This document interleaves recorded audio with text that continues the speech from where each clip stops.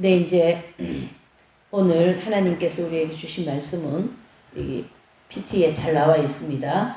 누가복음 19장 11절에서 27절의 말씀이 되겠습니다. 그래서 이제 오늘 이 본문의 말씀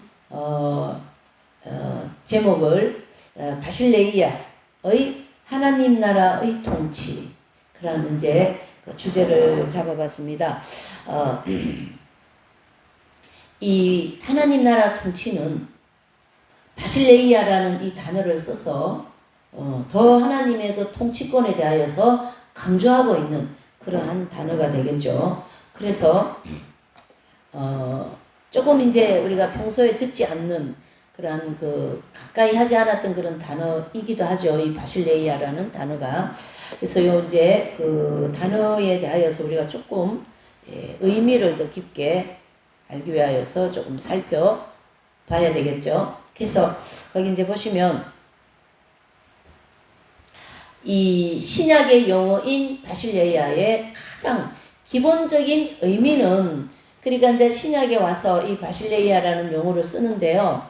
이 바실레이아라는 이 용어의 가장 기본적인 의미는 영토, 백성, 그 다음에 이제 그 임금, 이렇게 되어 있지 않습니까? 그 한 나라를 구성하는데 이 세 가지 요소가 꼭 필요하다라는 거예요. 땅이 있어야 됩니다. 그 다음에 백성이 있어야 됩니다. 그 다음에 임금이 있어야 되는 거죠. 그러면 영토와 백성과 그 통치자, 이렇게 이제 세 개의 내용이 반드시 있어야만이 그 나라가 하나의 나라가 형성된다, 이래 볼 수가 있지 않습니까? 그래서 대한민국이라는 땅, 그 다음에 대한민국 백성이라는 국민, 그 다음에 그 나라의 이제 통치자라고 하는 대통령, 이런 이제 세 가지의 구성 요소를 가지고 나라가 이루어지는 거거든요. 그래서 통치자가 없으면 나라가 될 수가 없고, 또 백성이 없으면 나라가 될 수가 없고, 영토, 그렇죠? 땅이 없으면 그 나라가 될 수가 없다, 이렇게 볼 수가 있는 거죠. 그래서 그 세 개의 요소를 중심으로 한 나라가 이루어지지 않습니까? 그래서 거기 보시면 보통 영토 또는 이제 백성, 그 다음에 통치자, 이렇게 보는데 이 바실레이아라는 이 단어를 여기서 부각을 시켜야 된다라는 뜻이에요. 바로 뭐냐면은 이 바실레이아라는 이 단어의 그 의미의 핵심적인 뜻은 통치에 있다라는 거예요. 자, 그러면 신약에서 구약 성경보다 신약 성경에서 더 많이 이 바실레이아라는 단어를 많이 쓴다라는 건데요. 그렇다면 이 통치의 이 뜻이 확실하게 있는 것인데, 그 통치자가 바로 누구십니까? 예수 그리스도이시지 않습니까? 그러면은 그 통치자이신 예수님께서 이 모든 것을 통치한다. 그래서 그 예수님의 통치권에 대해서 강력하게 지금 여기에다가 의미를 두고 있는 거죠. 그래서 우리가 보통 영토, 왕국, 나라 등으로 번역하는 이 바실레이아라는 단어는 일반적인 언어학적 용례에 있어서 그 무엇보다도 먼저 왕의 성품, 왕의 지위를 지칭한다라는 거예요. 그래서 그 왕, 그러니까 그 왕의 이 바실레이아의 단어가 지칭된다, 그런 뜻이 되는 거죠. 자, 그렇다면 이제 우리가 이제 이 신약에서 몇 가지 이제 살펴볼 수가 있어요. 그것은 이제 예수님께서 예루살렘에 이렇게 오셨을 때에 백성들은 하나님 나라가 즉각적으로 나타나는 것으로 생각을 했어요. 그래서 그 당대의 백성들은 바로 유대인들이라는 거예요. 그래서 이 유대인들은 예수님이 이 땅에 오셔서 어떻게 해요? 유대인들을 향하여 하나님 나라를 선포할 때 그 유대인들이 예수님의 그 하나님 나라를 받아들이는 마음이 어땠냐? 즉각적으로 예수님 그 하나님 나라가 임하는 것으로 생각했다. 그래서 이 유대인들의 바실레이아의 개념은 지금 예수님 계시는 그때 그 당대에 주님이 오시는 걸로 생각을 했어요. 그래서 이제 그 사도 바울도 유대인 중에 유대인이지 않습니까? 또 12제자들도요, 유대인 중에 유대인이거든요. 그렇기 때문에 12제자들도 사도 바울도 또 성경을 기록한 신약 성경 사복음서를 기록한 마가라든가 누가라든가 이런 모든 분들이 다 예수님이 당대에 오시는 걸로 생각을 했다. 이렇게 보실 수 있는 거죠. 그래서 이 바실리아의 개념은 바실리아라는 이 단어는 통치, 그렇죠. 그러면은 임금이 통치한다라는 뜻이지 않습니까? 그러니까 우리 이 이스라엘을 임금이신 메시아가 오셔서 강력하게 통치해 주실 것이다. 이러한 개념을 가지고 있었다라는 것이죠. 그래서 이제 그러한 개념을 가지고 있었는데 오늘 이제 이 본문에 보면 누가복음 19장 11절에서 27절의 내용을 보면 그렇지 않는 내용을 딱 볼 수가 있는 거예요. 그러니까 예수님 당대에 있는 분들은 예수님이 지금 오신다 이렇게 생각을 했었고 예수님의 메시지 안에 보면은 지금이 아니다 이렇게 말씀하시는 걸 볼 수가 있는데요. 그것을 가장 정확하게 잘 묘사해준 그 비유로 말씀하신 것이 바로 이제 누가복음 이제 19장 11절에서 27절의 말씀인 거거든요. 그래서 거기 이제 누가복음 19장 11절에 보면은요, 이렇게 말씀합니다. 저희가 이 말씀을 듣고 있을 때에 비유를 더하여 말씀하시니 이는 자기가 예루살렘에 가까이 오셨고 저희는 하나님의 나라가 당장에 나타날 줄로 생각함이로라 그랬습니다. 그래서 예수님이 활동 무대는 어디입니까? 주로 예루살렘 성전과 갈릴리였거든요. 그래서 어떤 그 성전 하면은 예루살렘 성전에 가 계시고 그 다음에 좀 뭐 노방전도라고 얘기할 수 있으면 노방전도 내지는 다양한 사람을 만나는 그러한 곳에는 주로 무대가 갈릴리다 이래 볼 수가 있는데요.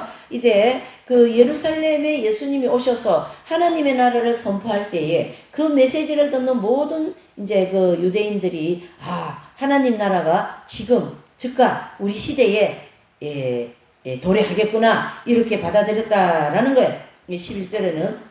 그런데 예수님은 비유로 말씀하시면서 12절부터 그러한 개념이 아니다라는 거, 그 당장에 예수님이 이 땅에 오시지 예수님이 여러분들 당대에 임하지 않는다라는 것을 12절부터 말씀해 주고 있습니다. 12절 보시면 가라사대 어떤 귀인이 왕위를 받아가지고 오려고 먼 나라로 갈 때에 그랬습니다. 이게 약간 근간이 아닌 먼 나라라는 좀 이렇게 시간이 길고 또 멀고 그러한 개념으로 12절부터 비유로 말씀해요. 그 다음에 13절을 보니까 그 종녀를 불러 은 열무나를 주며 이르되 내가 돌아오기까지 장사하라 하니라. 그런데 그 백성이 저를 미워하여 사자를 뒤로 보내어 가로되 우리는 이 사람이 우리의 왕됨을 원치 아니하노이다 하였더라. 자, 여기까지 보시면 이 귀인 그리고 종을 불러서 은 열무나를 주시면서 내가 올 때까지 장사하라 그랬습니다. 그런데 14절에 반문적인 이야기 나오죠.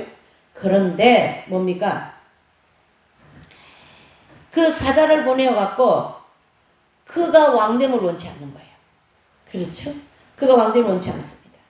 그러면서 15절에 보면 참 이 누가복음 19장의 이 기인, 어느 기인의 그 비유가 정말로 기가 막힙니다. 잘 보셔요. 15절에 보면 귀인이 왕위를 받아가지고 돌아와서 온전 종들의 각각 어떻게 장사한 것을 알고자 하여 저희를 부르니 16절부터 이제 그 19절까지는 그 첫째가 나와 가로되 주여 한 문화로 열 문화를 남겼나이다. 주인이 이르되 잘하였다 착한 종이여 내가 지극히 작은 것에 충성하였으니 10골 권세를 차지하라. 18절요. 그 둘째가 와서 가로되 주여 주의 한 문화로 5 문화를 만들었나이다.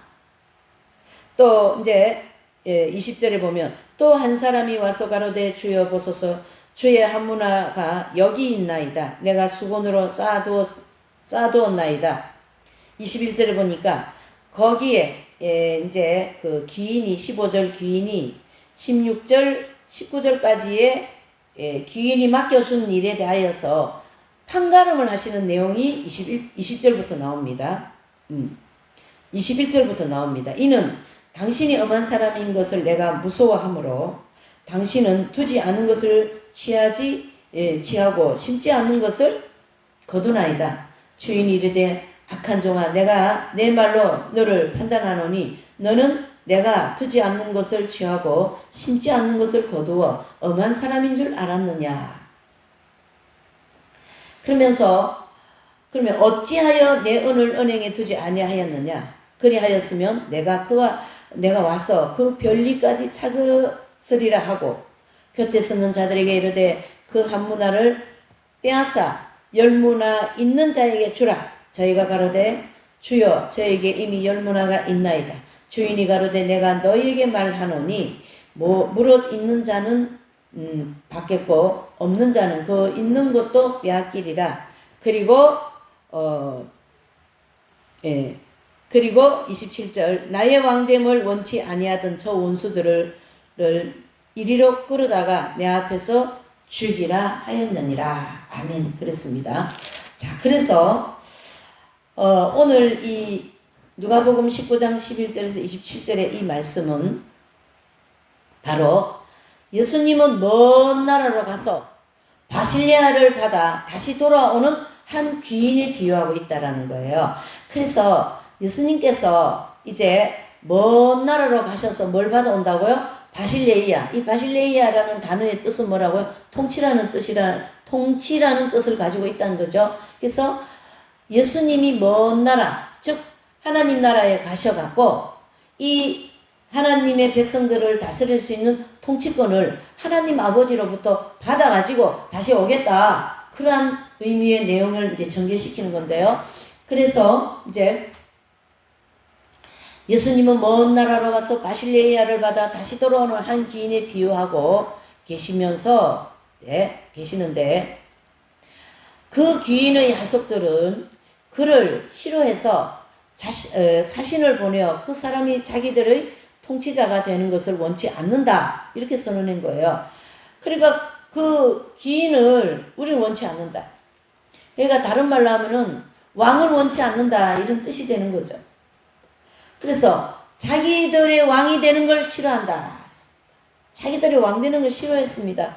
유대인들은 예수님을 유대인들이 메시아로 오셨는데 그 예수님이 자기들이 왕 되는 걸 싫어한 거예요. 그래서 예수님이 이러한 비유를 지금 해서 말씀한 거죠.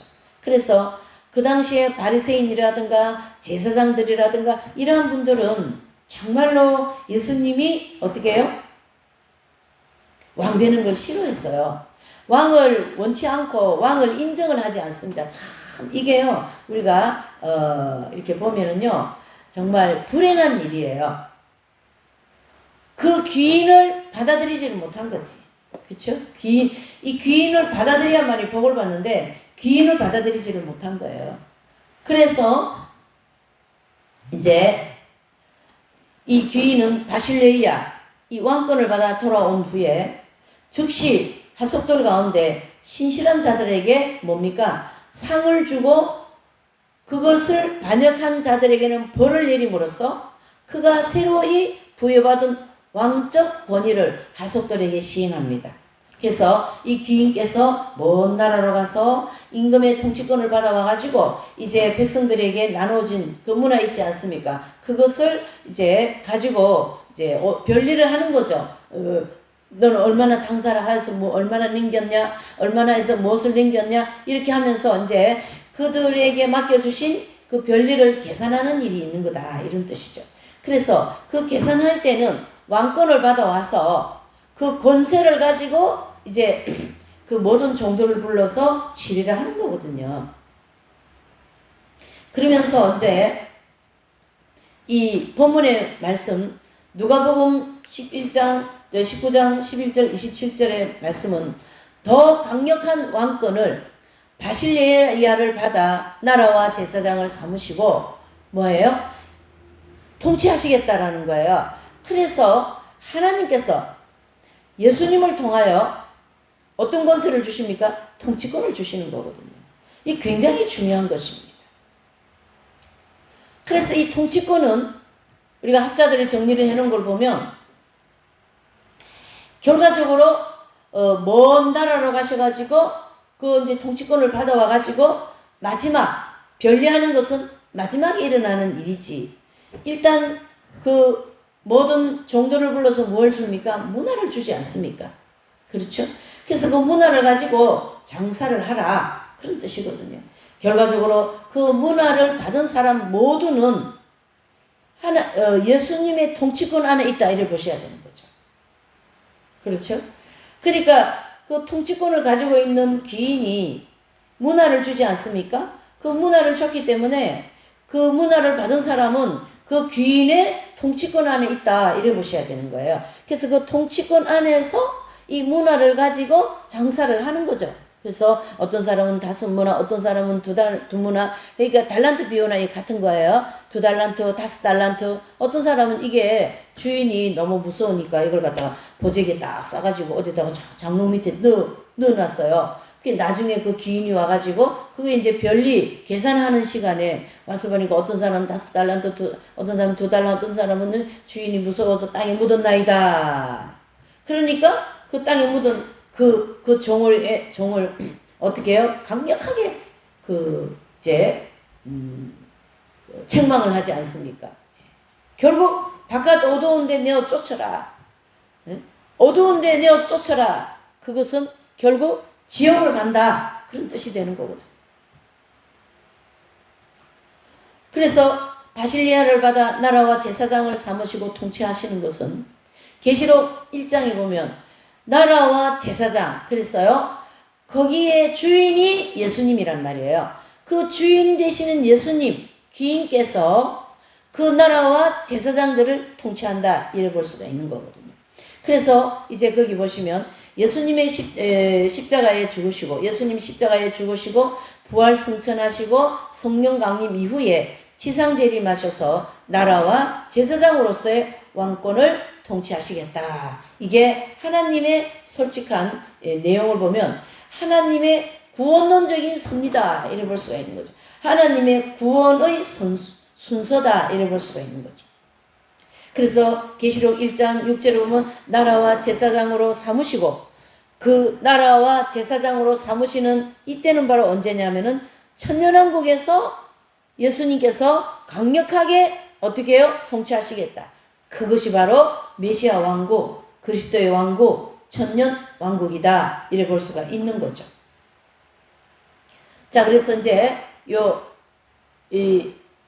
누가복음 19장 11절 27절의 이 말씀을 이 본문의 단어들을 좀 정리를 하면요. 이제 이 귀인은 예수님이시고 먼 나라로 갔다라는 것은 예수님의 승천 사건을 가르치게 합니다. 그리고 한 문화씩 주셨다라는 것은 성령과 복음이라는 거예요. 그래서 아까 문화를 하나씩 줘서 장사를 하라 그랬지 않습니까? 이게 바로 한 문화씩 주시면서 예수님이 승천하시고 난 이후에 성령을 보내주셔가지고 어떻게 해요? 성령을 우리에게 주셨다라는 거예요. 그래서 성령과 복음이죠. 그래서 우리는 성령과 복음, 즉 하나님의 말씀대로 열심히 자기 일생 동안 장사를 하는 거예요. 신앙생활을 하는 거예요. 그래서 신앙생활을 잘한 사람들은 5달란트, 신앙생활을 그래도 조금 잘한 사람은 2달란트, 참 못한 사람 그냥 교회 뜨르막 밟고 말이죠. 뭘 하긴 하는데 뭐 별로 상급도 안 되고 사람들 보기에만 좋게 보이고자 하는 그러한 어떤 외향적인 또 인본적인 그런 신앙생활에서 있던 사람들이 1달란트를 땅에 묻어놓은 사람이다. 이래 볼 수가 있는 거죠.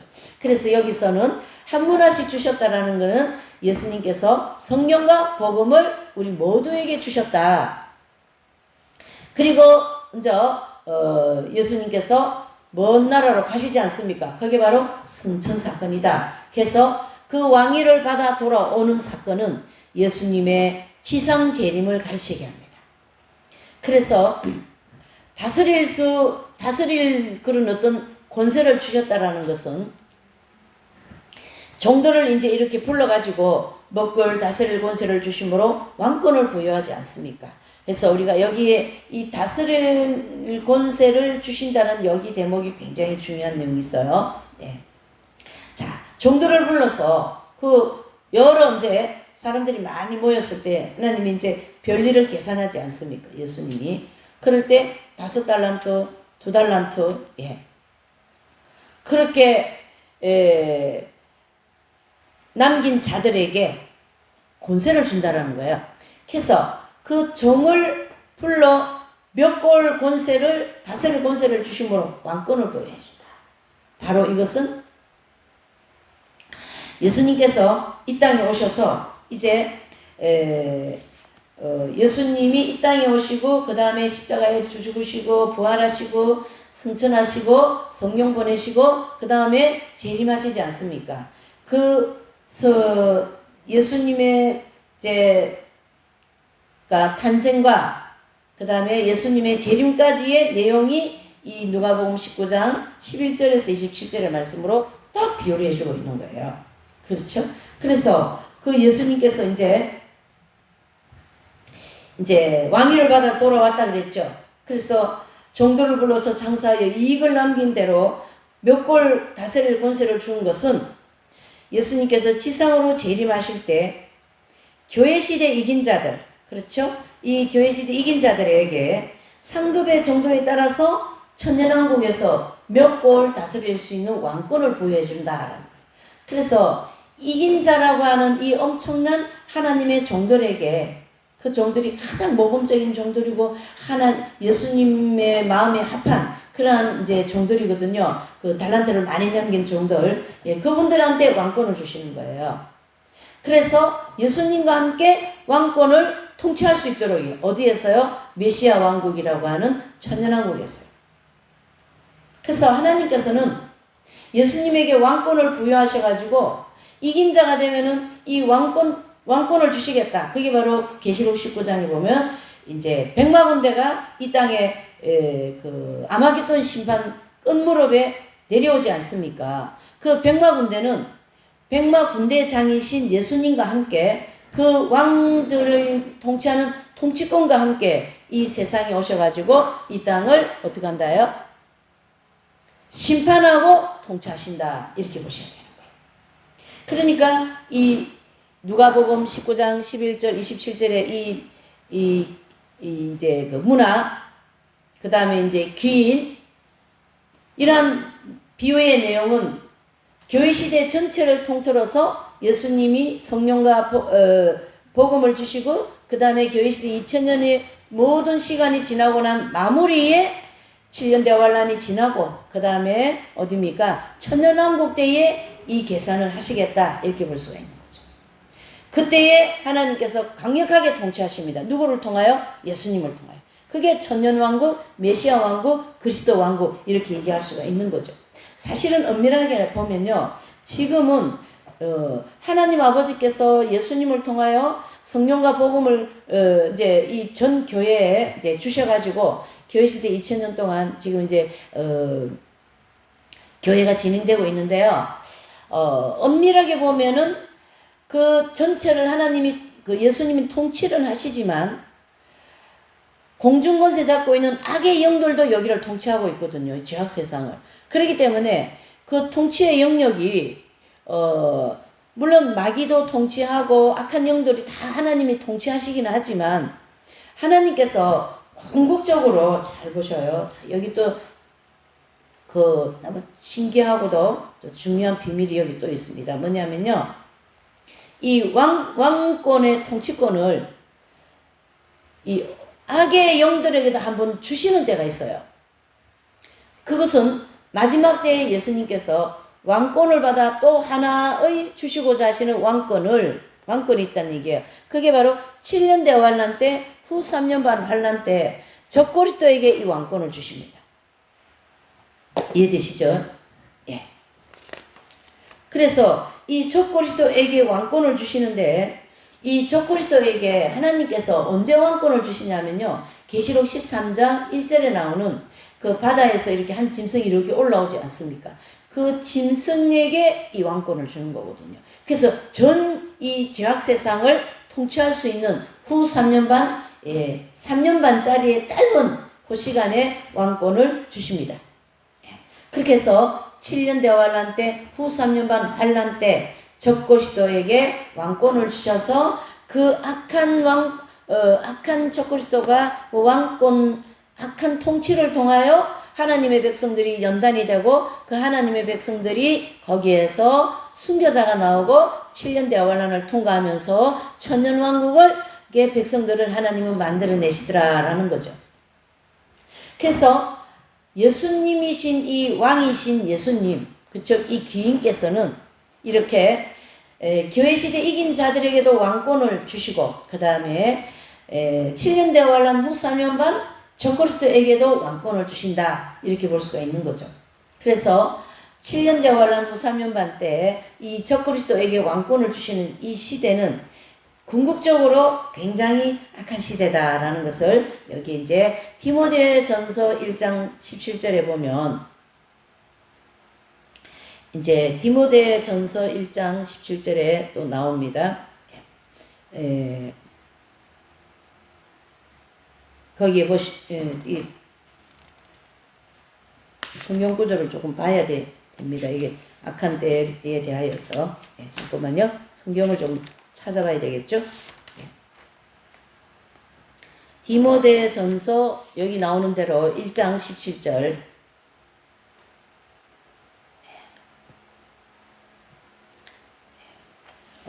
요한일서 5장 19절. 요한일서 5장 19절에 보면 온 세상은 악한 자에게 처해 있고요. 그 다음에 갈라디아서 1장 4절에 보면 악한 세대에서 우리를 건지려고 우리 죄를 위하여 자기 몸을 드렸으니 그랬습니다. 그래서 여기서 계속 얘기하고자 하는 이 부분은 악한 세대에 악한 왕을 세워서 그 악한 이들을 통하여 하나님의 백성들을 어떻게 해요? 연단하시겠다. 이러한 하나님의 놀라운 그 의미가 그 속에 또한 들어 있습니다. 그래서 하나님을 향하여 반역한 세상 속에 하나님의 그 통치가 효과적으로 회복되는 것을 볼 때에 그것은 바로 예수님이 이 땅에 그 귀인인지 이 땅에 오시지 않습니까? 오셔서 뭘 주셔요? 성령과 복음을 주지 않아요. 그 성령과 복음을 주시면서 하나님 나라를 뭐 한다요? 회복해 나간다. 이렇게 볼 수 있는 거죠. 그래서 여기서 이제 쭉 설명한 내용이 핵심이 바로 뭐냐면은 예수님은 왕이시다. 그리고 그 강력한 왕으로서의 통치한다. 그런 뜻이 되는 거예요.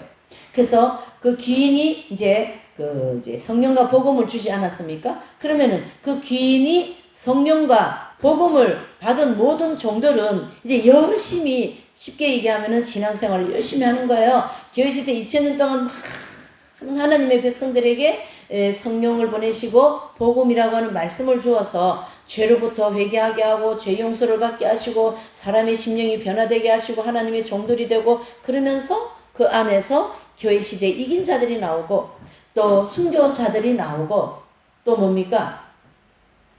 대환란을 통과하는 자들이 나오더라. 이렇게 볼 수가 있는 거죠. 그래서 로마서 12장 2절에는 이 세대를 본받지 말라 그랬습니다. 이 세대는 본받을 게 없다. 그런 뜻이 되는 거죠. 그래서 이 우리의 기독교는 절대적으로 타자로 인하여서 우리가 신앙생활을 한다. 이게 무슨 말이냐면요. 기독교는 하나님을 절대 타자로 이해하고 받아들이는 신앙이어야 된다. 바로 절대 타자라는 것은 나의 힘으로 되지가 않고 제2의 어떤 누구의 힘으로 내가 뭐예요? 이 성령과 복음을 통하여서 어떻게 해요? 달란트를 많이 남길 수 있다. 이런 뜻이 되는 거죠. 그래서 기독교는 하나님을 절대 타자로 이해하고 받아들이는 신앙이다. 이 말씀은 결국 그 하나님, 그 예수님의 통치 안에서 그분의 통치를 받으면서 우리가 신앙생활하고 내 이 죄인된 인간이 익은 열매가 된다. 이렇게 볼 수가 있는 거죠. 그래서 갈라디아서 1장 4절 말씀처럼 죄인들을 구원하고 죄에서 건져내는 그런 믿음의 신앙이 되어야 된다. 그랬습니다. 그래서 오늘 이 누가복음 19장 11절 27절의 말씀은 이제 우리에게 성령과 복음을 주시고 먼 나라로 가신 그 귀인이신 예수님께서 지금 다시 이 땅에 오실 때가 너무나도 임박하다라는 거예요. 그래서 오늘의 이 메시지의 핵심은 크게 두 가지를 볼 수가 있어요. 귀인이신 예수 그리스도께서 하나님의 백성을 강력하게 통치하신다. 그 다음에 그 통치권을 가지고 이 땅에 재림하실 예수님이 그 시간이 굉장히 임박하다. 그것을 말씀하고 있는 거죠. 그래서 오늘 누가복음 19장 11절 27절의 말씀에 핵심 두 골자가 뭡니까? 구원과 재림이에요. 구원과 재림. 지금 이 세계는 단일 종교, 단일 정부, 단일 화폐, 단일 군사. 그래서 이 세계는 지금 전 세계가 종말을 향하여 아주 그냥 KTX 속력보다 더 빨리 달려가고 있습니다. 굉장히 지금 예수님이 오실 때가 임박합니다.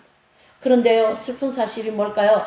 하나님의 모든 이 성령과 복음을 받은 하나님의 백성들이 하나님의 통치, 즉 예수님의 통치를 받지 않고 다 세상적이요, 정욕적이요, 그러한 그 신앙생활을 하고 있기 때문에 이 종말에 관계되는 예수님의 재림이 임박하다는 이 메시지가 절대적으로 필요한 때다. 이래 볼 수가 있는 거죠.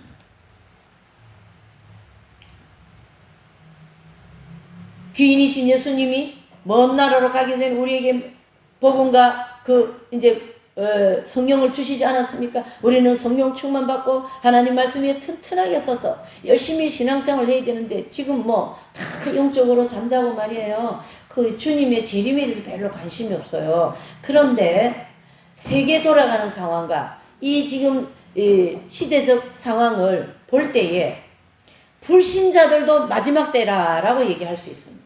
세상의 종말이 가까웠다. 그들은 세상 종말이 가까웠다 이렇게 얘기하죠.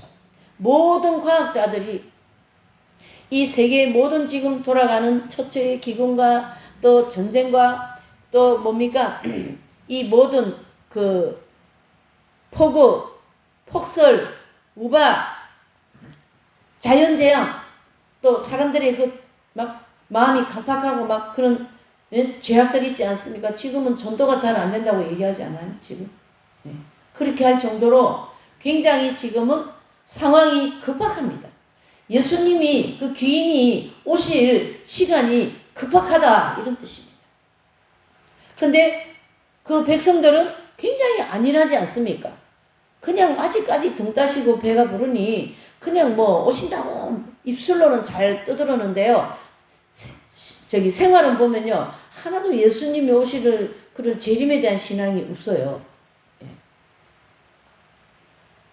그러나 현상적으로 보면 돌아가는 이런 모든 현상을 보면은 정말 이 지금 이스라엘과 이란이 막 폭격을 해서 이란이 거의 초토화됐다라는 뉴스가 계속 나오죠. 지금 미국도 그 이란 전쟁에 참여할 것이냐 어찌냐 하여튼 우크라이나와 저희 러시아는 계속 전쟁 중에 있고요. 각 나라에서 지금 전쟁 준비를 거의 하고 있어요. 그래서 이러한 모든 현상들은 대한민국도 안심할 수가 없습니다. 언제 전쟁이 터졌다 이렇게 해도 가언이 아닐 정도로 급박한 상황에서 우리가 돌아가고 있는 거거든요.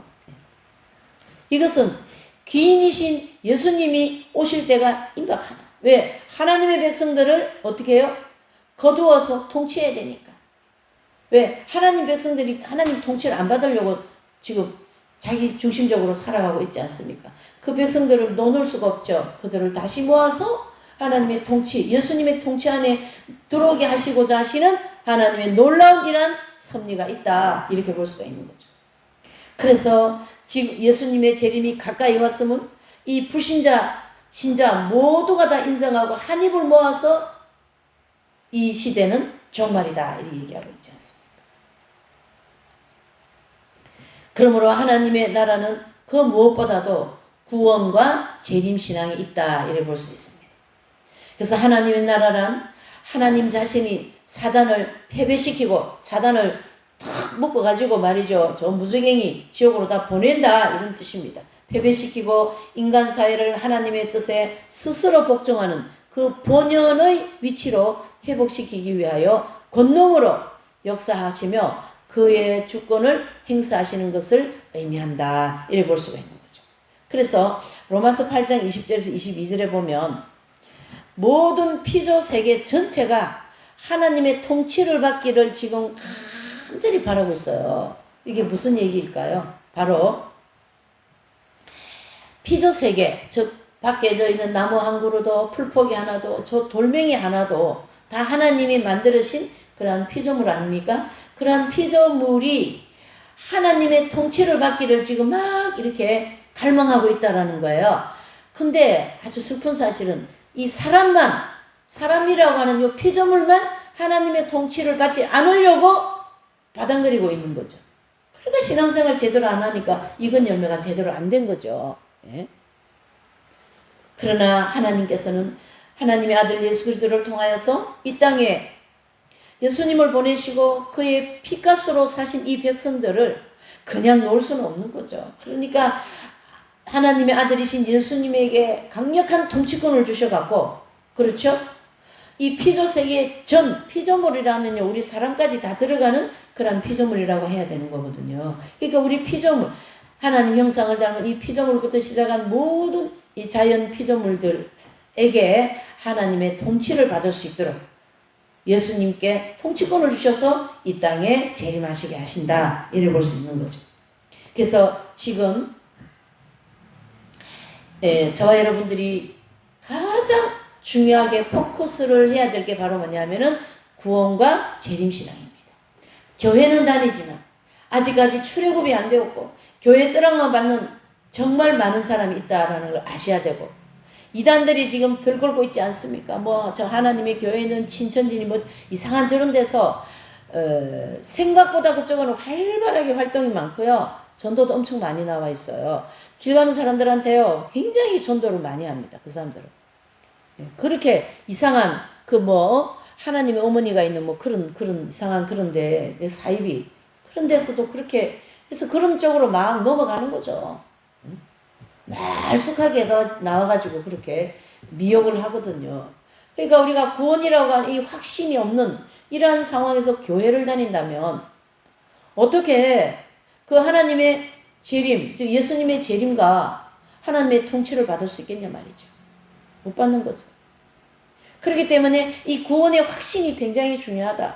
구원의 확신과 그 믿음과 그 다음에 예수님이 이제는 이 시대에는 반드시 오신다. 이 재림신앙으로 튼튼하게 무장이 되어지는 그러한 종들이 되어야 된다. 이런 뜻이죠.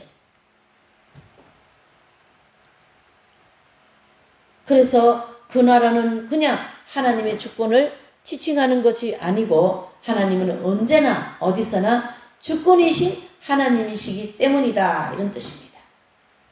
그래서 요한복음을 이렇게 자세히 보면요, 예수님은요 언제나 모든 메시지 속에 하나님 아버지하고 연관이 되어 있어요.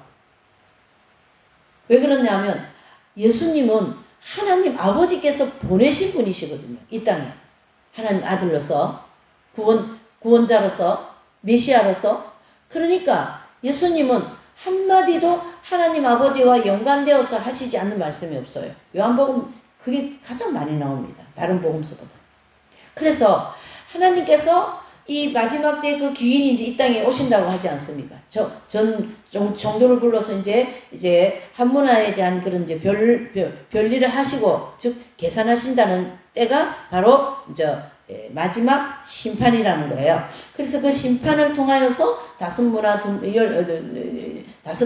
2달란트, 땅에 묻은 이런 다양한 장사를 한 사람들이 분류가 나오지 않습니까? 예.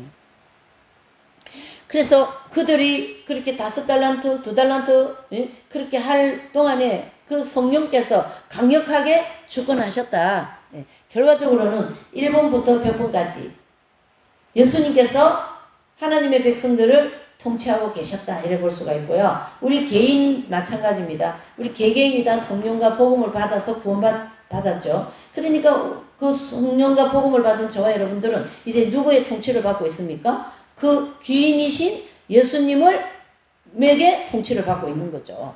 예.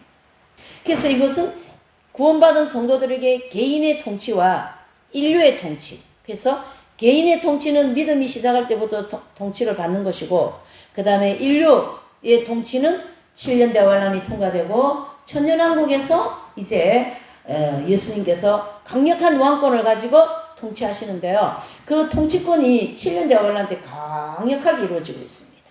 그렇죠?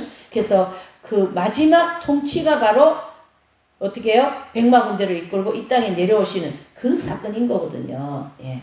이게 강력한 심판권, 심판주로서 오신다는 얘기예요. 예수님의 초림은 속죄주로서 오셨다면, 두 번째 예수님의 재림은 심판주로서 오십니다. 강력한 통치를 가지고 누구든지 죄를 지고 먼지만한 그 하나님 나라에 가져가지 못하는 그 모든 것을 다 심판하시거든요. 그 강력한 통치권을 가지고 그렇게 하시는 거예요. 그게 바로 바실레이아에 대한 뜻이다, 이런 뜻입니다. 그래서 신약에서 신학자들은 신약 성경에서 많이 사용되어지는 이 바실레이아의 단어가 통치권에 있다, 이렇게 정리를 해주고 있는 거죠. 그래서 하나님의 주권을 지칭하는 것이 아니고 하나님은 언제나 어디서나 주권이신 하나님이시기 때문이다. 우리가 그 하나님의 그 속성을 보면 하나님의 주권, 하나님의 그 완전하신 그런 게 있지 않습니까? 그 하나님의 주권은요, 모든 것에 다 주권자이시라는 거예요. 그래서 창조주이시다, 이래 볼 수가 있는 거고요. 하나님 나라는 오히려 하나님 자신을 뜻을 대석하는 모든 원수들을 무찌르시는 활동에서 드러나는 하나님의 주권인 것이다, 라는 거. 그래서 우리가 창세기 1장서부터 11장까지는 니므론, 바벨탑을 쌓고 있는 니므론을 심판하시고, 그 다음에 노아의 그 노아 시대의 홍수로 심판하시고, 그렇죠? 예. 그 다음에 이제 쭉 이제 그 안에 크고 작은 심판들이 많이 있지만, 그 예수님이 복음서에 인용하신 그 이제 심판, 세상의 심판은 그렇게 이제 하시는 거죠. 그리고 쭉 역사가 흘러가지고 그 마지막 최종적인 심판이 70일에, 즉 70제 1회의 7년 대환란의 심판이다, 이래 볼 수 있고요. 그 심판이 마지막 이제 아마겟돈 심판에서 예수님이 강력한 왕권의 통치권을 가지고 14만 4천 명이라고 하는 그 이긴 자들에게 왕권을 부여해서 그들과 함께 이 세상을 심판하러 내려오시지 않습니까? 그게 바로 마지막 심판이신 아마겟돈 심판이다, 이래 볼 수가 있는 거예요. 그래서 하나님 나라는 하나님의 뜻을 따라 대서가는 모든 원수들을 무찌르는 활동에서 드러나는 주권이다. 이렇게 주권, 통치, 그렇게 되는 거죠. 그래서 하나님의 주권 안에서 예수님에게 통치권을 주셔가지고 그 예수님의 통치권 안에서 이 모든 심판이 이루어진다.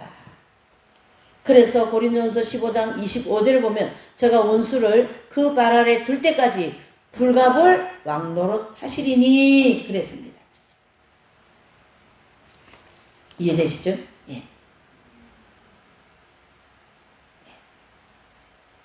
그래서 하나님께서는 이 땅에 새 하늘과 새 땅을 만들어 주시겠다. 그것은 예수 그리스도의 통치권을 통하여 이루어진다, 이래 볼 수가 있는 거죠. 모든 원수들을 발 아래 두고 말이죠. 예. 그래서 오늘 이 바실레이아라는 이 하나님 나라 통치, 이 내용은 크게 무엇이라고요? 구원과 예수님의 재림이라는 거예요. 그래서 우리는 이제 구원을 받은 모든 백성들 입장에서 볼 때에 예수님이 재림하실 때가 굉장히 임박하다. 그 귀인께서 왕권 통치권을 가지고 이 땅에 오실 때가 당장에 임할 수 있다, 이래 볼 수가 있는 것이죠. 그것은 여러 가지 현상이나 지금까지 이 세계 정세라든가 돌아가는 모든 상황이 7년 대환란을 향하여 지금 막 심하게 달려가고 있고요. 이 모든 전쟁은요, 세계 3차 전쟁을 하기 위한 전조 조건들이라 보시면 돼요. 전제 조건들. 그래서 결국 이제 예수님의 공중에 재림하시고 휴고가 지나가고 그 다음에 7년 대환란이 들어오지 않습니까? 아직 열매가 있지 않은 하나님의 백성들은 7년 대환란에 들어가서 마지막 연단을 받는 그런 모든 전 3년 반 후반부에 이 이제 적그리스도에게 3년 반짜리 통치권을 주는 거예요. 하나님 예수님께서. 그래서 그 적그리스도가 계시록 13장에 나타나고 이제 4장부터 뭐가 됩니까? 7년 대환란 후 3년 반이 시작되면서 이제 이 하나님의 백성들이 그 악의 통치권 안에서 연단받고 순교자 나오고 7년 대환란 통과하여 천년왕국 백성들을 하나님은 만들어내시겠다라는 그것을 예수님의 강력한 그 귀인의 통치권을 가지고 이 일을 하시겠다 이렇게 정리를 해볼 수가 있습니다. 그래서 오늘 이 누가복음 19장 11절 27절의 말씀은 예수님의 구원과 그 다음에 예수님의 재림을 크게 두 가닥을 놓으시고 이렇게 말씀해 주셨으니 지금 우리는 이제 구원 문제는 다 우리가 이제 가지고 있는 것이고요. 구원받은 성도들로서 이제 해야 될 두 번째 예수님의 재림 신앙이 굉장히 중요하다. 그래서 깨어서 기도하고 이 세대를 본받지 말고 예수님의 재림을 준비하는 그러한 저와 여러분들이 다 되시기를 그리고 예수님의 바실레이아 왕권 강력한 그분 통치를 받으면서 열심히 이 마지막 재림 신앙을 준비하시고 익은 열매를 향하여 부지런히 달려나가시는 저와 여러분들이 다 되시기를 예수님 이름으로 축복하면서 축원을 드립니다.